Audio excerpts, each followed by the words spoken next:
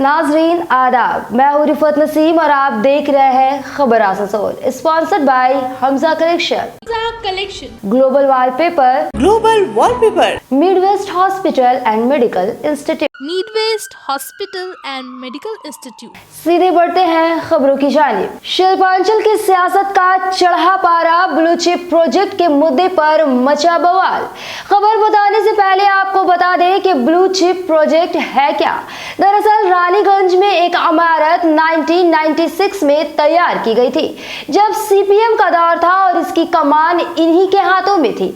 अब मचे बवाल पर अमरनाथ चटर्जी ने प्रेस कॉन्फ्रेंस कर कहा है कि चूंकि कारपोरेशन की जमीन पर यह इमारत बना हुआ है, तो उस वक्त ये मुआहदा हुआ था कि कारपोरेशन 4 करोड़ रुपए देगी और इसके बदले 40% फायदा कारपोरेशन को मिलेगा, जिसे लेकर आज भी केस चल रहा है और हर डेट पर कारपोरेशन को 60,000 रुपए खर्च करने पड़ते हैं। पर इसे लेकर जहां मुखालिफिन नेत्री चैताली तिवारी इल्जाम लगा रही हैं, वहीं कांग्रेस नेता गुलाम सरवर ने भी सवाल उठाते हुए डेपुटेशन दिया है, जिस पर अमरनाथ चटर्जी का कहना है कि अदालत ने ही हुक्म दिया था कि मामले को आपस में निपटा लिया जाए, जिसकी कोशिश की जा रही है, जिसके लिए कारपोरेशन के कमिश्नर, चेयरमैन और वकीलों को लेकर एक कमेटी बनाई गई, जिसमें यह कहा गया कि वहां पर जो इमारत बनेगी उसमें माली तौर पर कारपोरेशन कोई मदद नहीं करेगा और फायदे को 40% से घटाकर 30% की बात रखी गई। इन्होंने मजीद बताया कि अभी सिर्फ एक प्रस्ताव है, अगर 5 तारीख को इस पर सहमति मिलती है तब इसे आगे बढ़ाया जाएगा, इसमें मेरा कोई हाथ नहीं है। आइए देखते हैं इस पूरे रिपोर्ट को। রানীগঞ্জে যে ব্লু চিপ কোম্পানি এবং আসানসোল পৌর নিগমের যে 100 কোটি টাকার একটা সম্পত্তি, আজ মাননীয় যিনি চেয়ারম্যান আছেন এবং প্রাক্তন যিনি প্রশাসক, যখন প্রশাসক ছিলেন তখন থেকে উনি চেষ্টা করে যাচ্ছিলেন যে 100 কোটি টাকার সম্পত্তিকে বিনা টেন্ডারে কিভাবে ওনার বন্ধুকে দিয়ে দেওয়া যায়। তো এটাকে আমরা মেনে নিতে পারছি না, কারণ 5 লক্ষ টাকা একটা টেন্ডার হতে গেলে, যদি কাজ পেতে গেলে যদি টেন্ডার করতে হয়, তাহলে 100 কোটি টাকা সম্পত্তি উনি কি করে দিয়ে দিতে পারেন? উনি এইভাবে আসানসোল কর্পোরেশনকে বেচে দিতে চাইছেন।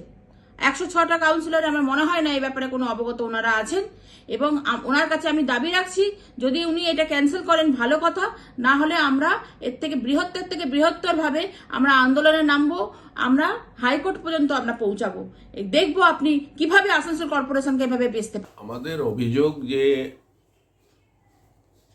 ব্লু চিপের সঙ্গে যে প্রথম যে রানীগঞ্জ মিউনিসিপ্যালিটির যে একটা এগ্রিমেন্ট হয়েছিল ফার্স্ট, ওই এগ্রিমেন্টটা কী ছিল এটা তো মেম্বারকে জানা দরকার। যে আপনি এগ্রিমেন্ট করে কাউকে দিতে চাইছেন, যে প্রথমে যে রানীগঞ্জ মিউনিসিপ্যালিটির সঙ্গে তার যে ব্লু চিপের সঙ্গে যে এগ্রিমেন্ট হয়েছিল, ওই এগ্রিমেন্টটা কোথায় আছে, ওই এগ্রিমেন্টের মধ্যে কী কী ছিল, ওইটা তো জানা প্রথম দরকার। তারপর আমরা মানে কর্পোরেশন বুঝতে পারছে না বা মেম্বাররা বুঝতে পারছে না, আমিও বুঝতে পারছি না কি এমন হয়ে গেল যে ওই লোকটাকে দেওয়ার জন্যে কর্পোরেশন মানে এত সিরিয়াস হয়ে গেছে, তাতে তো বোঝা মুশকিল হয়ে যায়। আপনি দেখেন ওই জায়গাটা ব্লু চিপকে দেওয়ার জন্যে আপনি একটা রেজলিউশন মধ্যেই বলছেন যে কর্পোরেশনের কোনো ইনভেস্টমেন্ট নেই। কি করে কর্পোরেশনের ইনভেস্টমেন্ট নেই?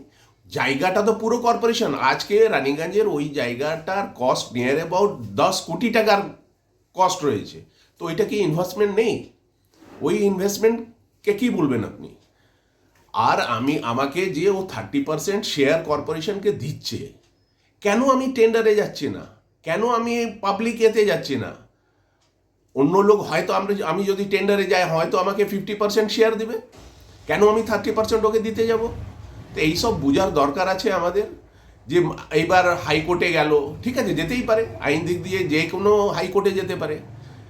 হাইকোর্ট তো বলেনি যে ওকে দিয়ে দাও, হাইকোর্ট বলল তার সঙ্গে বাইরে একটা নেগোসিয়েশন করো। তো নেগোসিয়েশন করার জন্য তো আমাদের কর্পোরেশনে ভালো ভালো মেম্বার এখন প্রেজেন্ট রয়েছে, প্রিন্সিপাল রয়েছেন, ডক্টর রয়েছেন, অ্যাডভোকেট রয়েছেন, কোয়ালিফাইড টিচার রয়েছেন, কোয়ালিফাইড লোক রয়েছেন। তাদের মধ্যে দিয়ে একটা কমিটি তৈরি করুন, তারা ডিসিশন নিক যে হ্যাঁ কর্পোরেশন পক্ষে কি ভালো হবে কি খারাপ। আপনি এত মানে অ্যাজ এ চেয়ারম্যান কেন এত চাইছেন যে না ওই লোকটাকে দিয়ে দেওয়া হোক, ওই লোকটাকে দিয়ে দেওয়া হোক? আমি আগে একটা রেজলিউশন করে দিয়েছিলাম। আরে ভাই, আপনি রেজলিউশন যখন করেছিলেন তখনই দিয়ে দিতেন, এখন যখন বোর্ড রয়েছে, বোর্ডের এখন অলরেডি মেয়র রয়েছে, ডিপটি মেয়র রয়েছে, এমআইসিস রয়েছে, এখন এমআইসিদের কোনো ডিপার্টমেন্ট ডিভাইড করা হয়নি, এখন বড় চেয়ারম্যান হয়নি, এখন ফুল ফ্লেজ বোর্ড হয়নি। এখন এত হড়বড় করে না ওকে দিয়ে দেওয়ার জন্য আমরা প্রিভিয়াস 3টা চিঠি করলাম যে একটু ধীরে সুস্থে চলুন। এত মানে কেন আপনি চাইছেন একদম ওকেই দেওয়া দরকার? মাঝখানে দেখা যাচ্ছে যে আপনার মানে এত ইন্টারেস্ট দেওয়ার জন্যে যে মানে আর মানে থামার কোনো চান্সই পাচ্ছে না। তো আমার এইটুকুই রিকোয়েস্ট যে আপনি ধীরে সুস্থে চলুন। বোর্ডে আমার ভালো ভালো মেম্বার রয়েছে, তাদেরকে নিয়ে একটা কমিটি করুন, ওরা ডিসিশন নিয়ে বোর্ডের মধ্যে দিক যে এই আমরা ডিসিশন নিলাম। এইবার আমাদের কিছু বলার থাকবে না, কারো বলা থাকবে না, আসানসোলের মানুষের কিছু বলার থাকবে না। কিন্তু যেভাবে আপনি করতে চাইছেন তাতে অনেক কোশ্চেন উঠবে, কোশ্চেন উঠছে। এইটা ঠিক না, এইটা তা না, এটা বোর্ডের ব্যাপার, এটা বোর্ডের লস হওয়ার ব্যাপার। এই জন্যে আমরা মানে বলছি এটা ওপরে একটু দেখা দরকার আছে। ওনারা জানেন না যে ব্লু চিপ কোম্পানির এই মার্কেটটার ব্যাপারটা নিয়ে যে মিথ্যা কথা ওনারা বলেছেন, সেই মিথ্যে কথার বিরুদ্ধে কিন্তু কেস করা যেতে পারে। কিন্তু আমরা মানুষের কাজ করতে এসেছি, আমরা এত সময় নষ্ট করতে পারবো না এবং আমরা কাউকে হাইলাইট করতে পারবো না। তো আমরা বলি এইটা হচ্ছে 96-এর ঘটনা, মার্ক্সবাদী কমিউনিস্ট পার্টির আমলে। এটা রানীগঞ্জ মিউনিসিপ্যালিটির ব্যাপার। এই ব্লু চিপ কোম্পানি যখন অ্যামালগামেন্ট হয়ে যায় কর্পোরেশনে, তখন ওনারা 23 কোটি টাকা ক্লেম করে কর্পোরেশনের উপরে ট্রাইব্যুনালে কেস করেন এবং স্টিল নাও সেই কেস পেন্ডিং রয়েছে।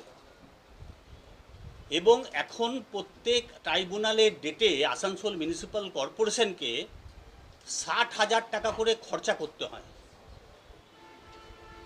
ফিজ, হোটেল বুক করে আলোচনা করা, এই সমস্ত নিয়ে 60,000 টাকা খরচা করতে হয় পার ডেটে। তো ওনারা আমাদের কাছে অ্যাপিল করলেন এবং কোর্ট অর্ডার দিয়েছেন এটা আউট অফ কোর্ট সেটেলমেন্ট করে দেওয়ার জন্য। ট্রাইব্যুনাল কোর্টের যারা জাজ আছেন তারা অর্ডার দিয়েছিলেন আউট অফ কোর্ট সেটেলমেন্ট করে দেওয়ার জন্য। এবং যারা ব্লু চিপ কোম্পানিকে এখন পরিচালনা করছেন তারা এইটা বললেন যে আমাদের কাছে যে আমরা এটাকে উদ্ধার করতে চাই। একটা জঙ্গলের মতন জায়গায় দাঁড়িয়ে রয়েছে আজকে ব্লু চিপের এবং আসানসোল মিউনিসিপ্যাল কর্পোরেশনের যে বিল্ডিংটি রয়েছে রানীগঞ্জের রাস্তার উপর। তো আমরা চিন্তা করলাম যে সেই সময় ওখানে যে এগ্রিমেন্ট ছিল যে 4 কোটি টাকা আসানসোল রানীগঞ্জ মিউনিসিপ্যালিটি দেবে এবং জায়গাটি দেবে। আমরা সেখানে বললাম যে আমরা কোনো টাকা দিতে পারবো না এবং সেখানে আমার কোনো দায়িত্ব নেই। আমি কোনো জায়গায় কোনো কন্ট্রাক্টরকে ডেকে আনেনি, আর আমার কেউ বন্ধু নেই ভাই। আমি সেই সমস্ত লোকের সঙ্গে বন্ধুত্ব করি যাদের সংস্কার আছে, সেই সমস্ত লোকের সঙ্গে। তো সেইখানে আমাদের কর্পোরেশনের কমিশনার সাহেব, আমাদের কর্পোরেশনের সেক্রেটারি সাহেব নিয়ে একটা কমিটি করা হয়েছিল এবং যারা আমাদের কর্পোরেশনের লয়ার রয়েছে তাদের নিয়ে একটা আইন করা হয়েছিল। তো এই কমিটি করা হয়েছিল, সেই কমিটির বলে ওই সিদ্ধান্ত নেওয়া হয়েছে যে আউট অফ কোর্ট যদি সেটেলমেন্ট করা হয় তাহলে কর্পোরেশনের কি কি বেনিফিট হবে এবং কর্পোরেশন কোনখানে যাবে। তো ওইটা এখনও পাসও হয়নি, ওনাকে দেওয়াও হয়নি। উনি মিথ্যা অভিযোগ করে এই সমস্ত করে বাজার গরম করতে চাইছে। ভারতবর্ষে চারদিকে অরাজকতা সৃষ্টি করেছে বিজেপি। কোনো রকম জিনিসপত্রের দাম কমানোর প্রয়াস নেই। আসানসোল শিল্পাঞ্চলটাকে ধ্বংস করে দিয়েছে, রেল বিক্রি করে দিয়েছে, রেলের এখন উচ্ছেদ প্রকল্প শুরু হয়েছে। এই সমস্ত দিক থেকে মাথা ঘোরানোর জন্য উনি এই সমস্ত বিভ্রান্তকর মতবাদ পোষণ করছেন।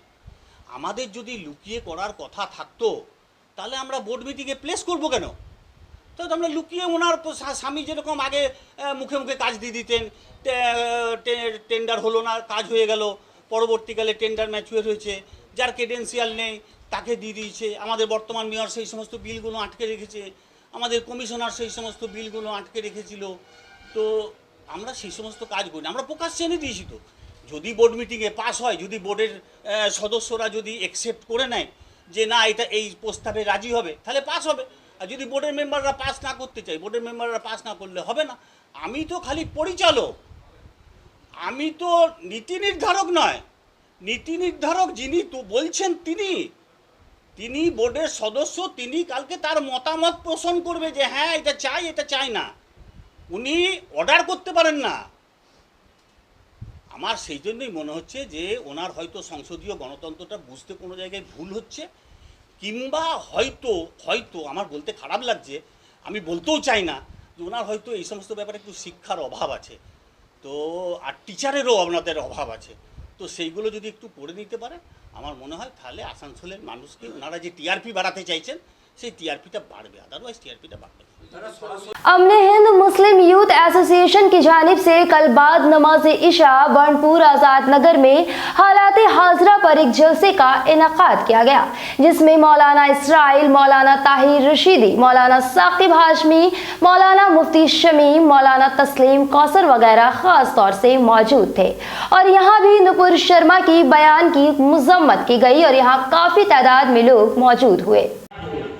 और ये इसी बिना पर मुमकिन हो सका कि हज़रत आयशा सिद्दीक़ा रज़ियल्लाहु तआला अन्हा का निकाह आप सल्लल्लाहु अलैहि वसल्लम से कमसिनी की उम्र में हो गया, कमसिनी में हो गया था। ये तो थी हज़रत आयशा सिद्दीक़ा रज़ियल्लाहु तआला अन्हा की इस्लाम की खिदमत की एक झलक।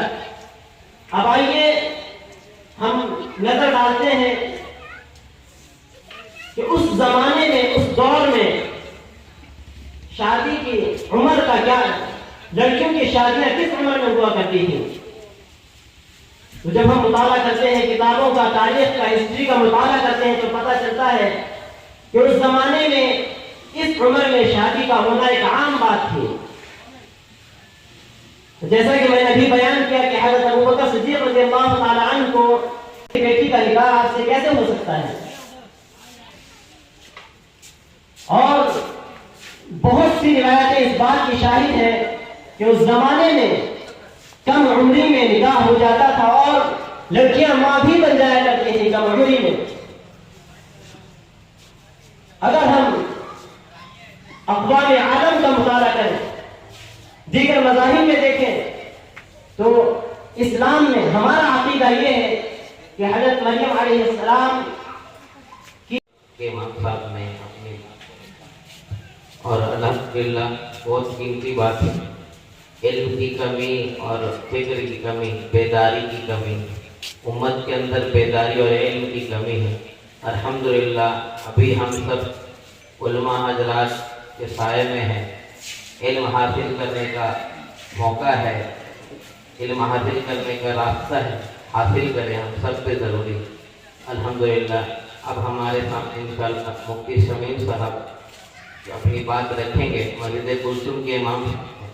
जिसने लाकर वहदत का मुजदा दिया, जिसका कुरान है सर बसर मुअजिज़ा, जिसका कुरान है सर बसर मुअजिज़ा, अर्श पे जो खुदा से हुआ हम कलाम, उन पे लाखों करोड़ों दरूद व सलाम। कि इस खबीसा ने मुहम्मद रसूलुल्लाह सल्लल्लाहु अलैहि वसल्लम के शान में बड़ी गुस्ताखी की है। उसे पता नहीं कि आका करीम सल्लल्लाहु अलैहि वसल्लम की जात क्या है। एक बड़ा तबका खैर ईमान वाले, बड़ी समाज जिन्होंने इस चीज को सिरे से नकार दिया और कहा कि ये बदकलामी की है, बदतमीजी की है, गुस्ताखी की है। हमारा कहना तो बहुत दूर की बात है, हम तो ये कवारा भी नहीं करेंगे। हमारे गैर ईमान वाले, गैर मुस्लिम भाई, बिरादरान वतन, उन्होंने भी इस चीज को नकारा है। कब नकारा? जब उसे इस्लामी तालीमात का इल्म था। तो ये पहली कोशिश दुश्मनाने इस्लाम की कि मुसलमानों के सामने ऐसी बातें रखी जाए कि मुसलमान खुद सोचने पर मजबूर हो जाए कि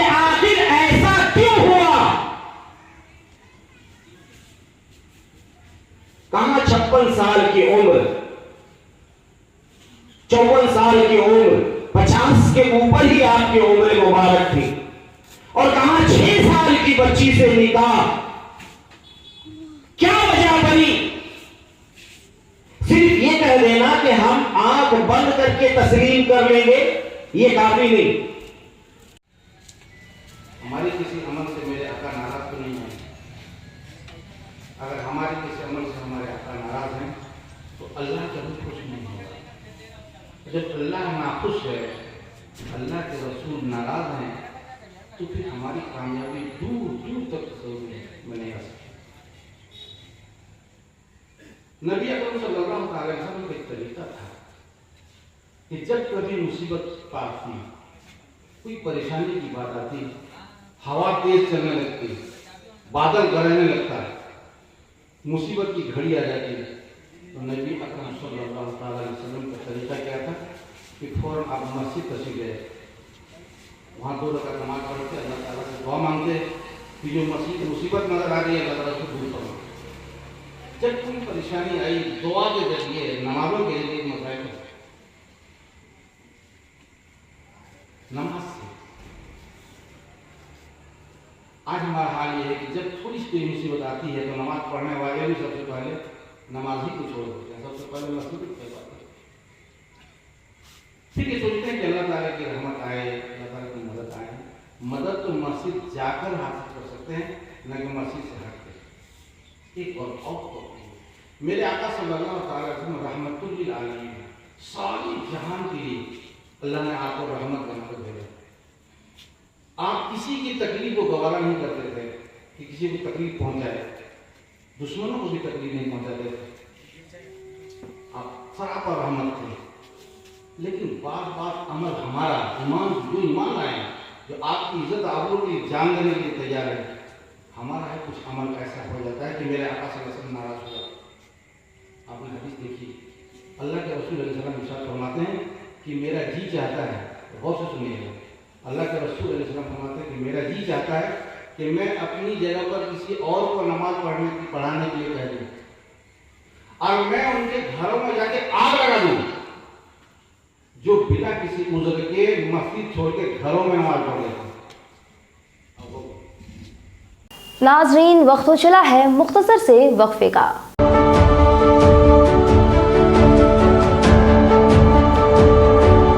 कहते हैं कि अपनी जमीन अपना छत नसीब वालों की किस्मत में आती है। मन्नत इंटरप्राइज आपके ख्वाबों को करेगा साकार।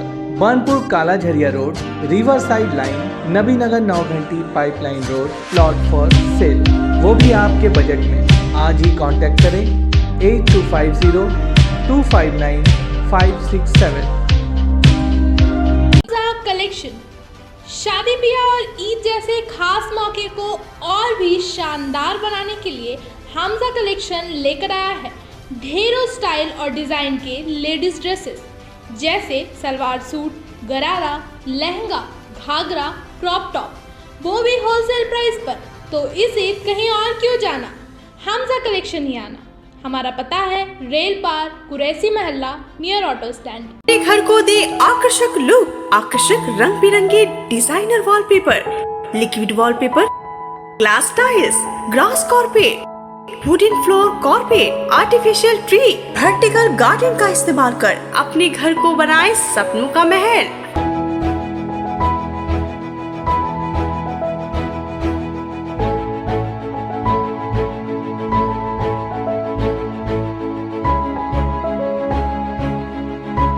आज ही आए ग्लोबल वॉलपेपर, जहां होलसेल दरों पर मिलेंगे एक से बढ़कर एक कलेक्शन। यदि घर का इंटीरियर डेकोरेशन करना हो तो देर न करें, आज ही आए global wallpaper, wholesale and retailer interior decoration, Murgasol complex, Lazeez building, 3rd floor, Asansol. Call करें 9883824337 पर।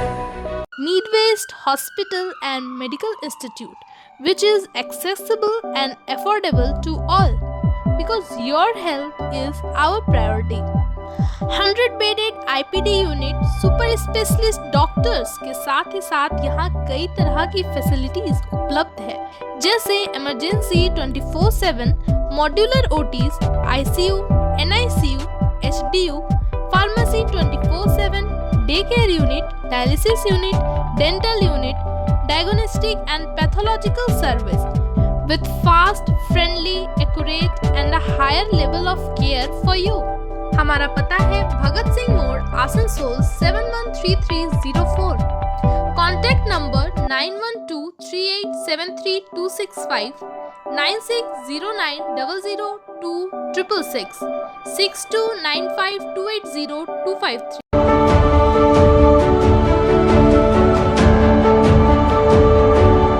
ईद उल अजहा के त्यौहार को मद्देनजर रखते हुए आज म्युनिसिपल कॉर्पोरेशन के आलोचना हॉल में विधान उपाध्यक्ष चेयरमैन अमरनाथ चटर्जी और डिप्टी मेयर वसीम उल हक व अभिजीत घटक की क़यादत में मीटिंग की गई, जिसमें साफ सफाई, बिजली और पानी के जिम्मेदारान को कुछ इकदाम बताए गए, जैसे स्ट्रीट लाइट ठीक किया जाए, वक्त पर पानी की सप्लाई की जाए, जगह जगह डस्टबिन लगाया जाए।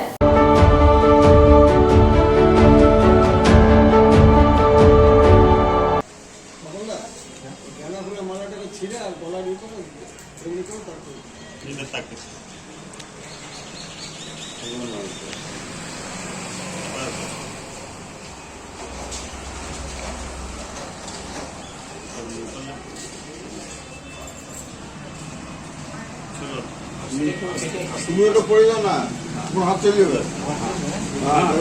তুমি পড়ে যাও, তোমার হাত চলে যাবে। তোমাকে ধরবো নাকি?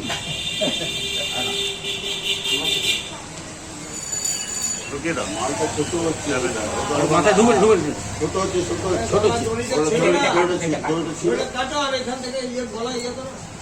আরাম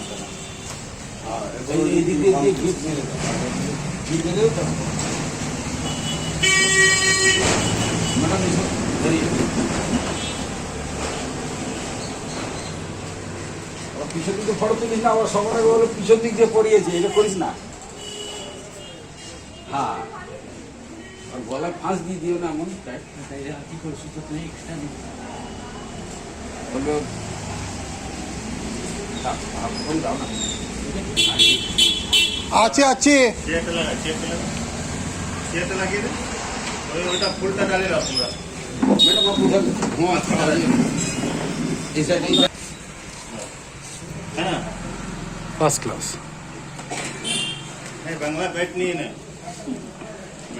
আজকে স্বামী বিবেকানন্দ মৃত্যুবার্ষিকীর দিন আমরা সবাই এসেছি, মালা দিচ্ছি, আপনি এসেছেন মালা দিয়েছেন, আমরা সবাই আত্মশান্তি কামনা করি, সবাই যাতে ভালোভাবে থাকে, শান্তি আর কিছু না। আপনি কিছু প্রার্থনা করেন, আপনি কিছু বলবেন? আজকে আমাদের world youth man Swami Vivekananda ji 120 death anniversary আছে, আমার পাড়া শিয়ালডাঙ্গায় লোক আছে, সবাই আমি মালা দান করে দিয়েছি। আমাদের একটা ইউথ আছে, ওয়ার্ল্ড ইউথে আছে स्वामी विवेकानंद আমাদের গুরু, আমাদের সব।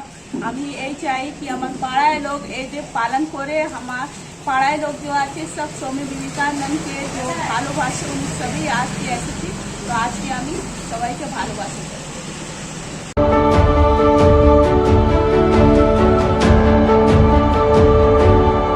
হবে সবাইকে, আমি 8 বার জিতেছি, আমাকে তো মাস্টার মাইন্ড বলতেই হবে।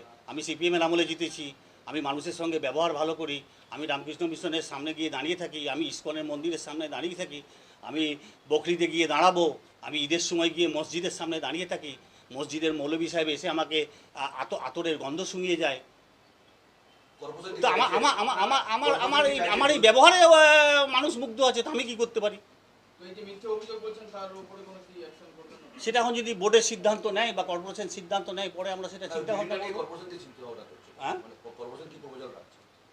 কর্পোরেশন প্রপোজাল রেখেছে, আমরা কোনো পয়সাপাতি দিতে পারবো না, আমরা 60,000 টাকা করে খরচাও করতে পারবো না, আমরা 30% নেব এবং একতলায় 30% নেব, দোতলায় 30% নেব, যতলায় করবে আমরা 30% করে পার ফ্লোরে নেব।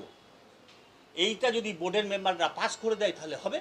আমাদের যারা কর্পোরেশনের আধিকারিকরা সিদ্ধান্ত নিয়েছে সেটা বোর্ড মিটিংয়ে প্লেস হয়েছে, আমি খালি সেইটা রেজুলেশনটা প্লেস করার জন্য ওখানে দিয়েছি, আমি তো পাস করাবো না, পাস তো কাল হবে, 5 তারিখ হবে।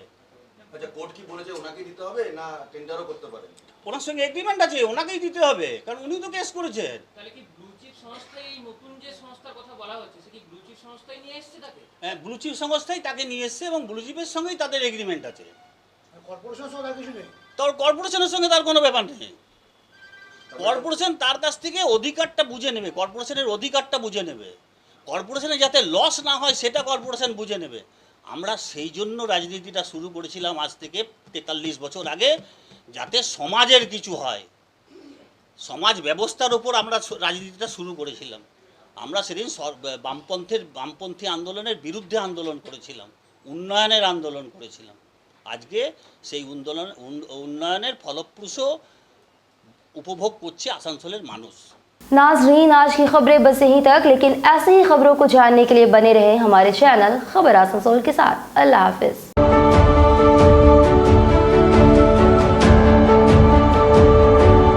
आसनसोल नगर निगम के तत्वाधान में मिशन निर्मल बांग्ला को सफल बनाएं। हमारी प्रतिज्ञा, हमारा गर्व। एक बात सभी याद रखें, कचरा जहाँ तहाँ ना फेंके। कौन सा कचरा कहाँ डालना है अच्छी तरह से समझना है। स्वयं जागरूक हो, औरों को भी जागरूक करें। रिड्यूस, रीयूज और रिसाइकिल प्रक्रिया को अपनाएंगे, सुंदर स्वस्थ आसनसोल बनाएंगे। आसनसोल नगर निगम के ग्रीन और ब्लू बीन का सही इस्तेमाल करें, प्लास्टिक का व्यवहार ना करें और लोगों को भी जागरूक करें। सुंदर परिवेश गढ़े, स्वस्थ रहे। आसनसोल नगर निगम सदैव आपकी सेवा में उपस्थित है। Clean Asansol, green Asansol.